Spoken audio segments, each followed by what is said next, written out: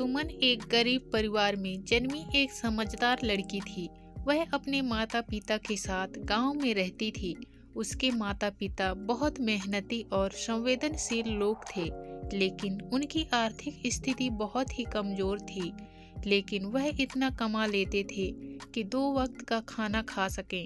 एक दिन सुमन के पास एक दुकान में खिलौने बेचने का मौका मिला, क्योंकि उसे पार्ट टाइम काम की तलाश थी और ये बहुत अच्छा मौका था।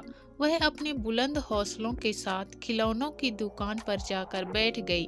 उनके पापा की सेहत ज़्यादा अच्छी नहीं थी, वे ज़्यादातर बीमार ही रहते थे।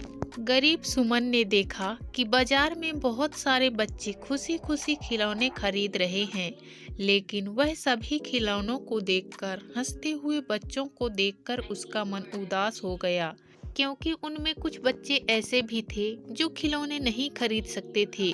वो बच्चे बस दूर से खड़े हुए उन सुंदर खिलौनों को देख रहे थे, लेकिन फिर भी उन गरीब बच्चों के मुंह पर एक अलग सी चमक और खुशी थी। बच्चों के हंसते चेहरे ने सुमन को खुशी देने का एक अद्भुत तरीका सिखाया।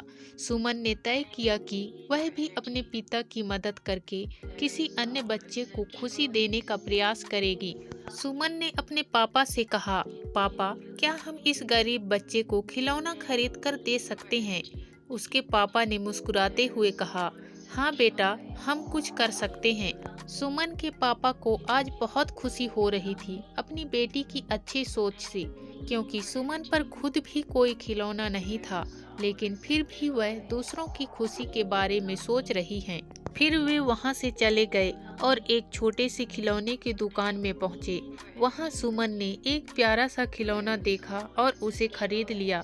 बच्चे के चेहरे पर एक मुस्कान लाने के लिए सुमन ने उस खिलौने को चुन लिया।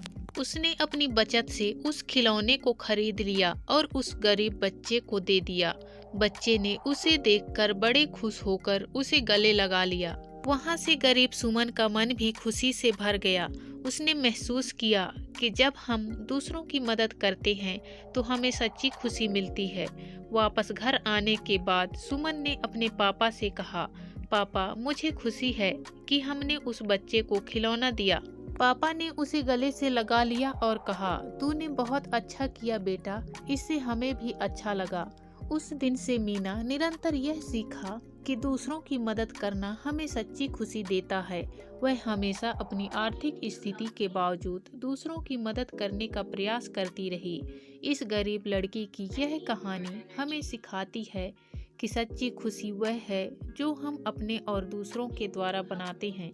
आज की कहानी में बस इतना ही दोस्तों। इसी तरह मिलते हैं फिर किसी नई कहानी के साथ। तब तक के लिए धन्यवाद।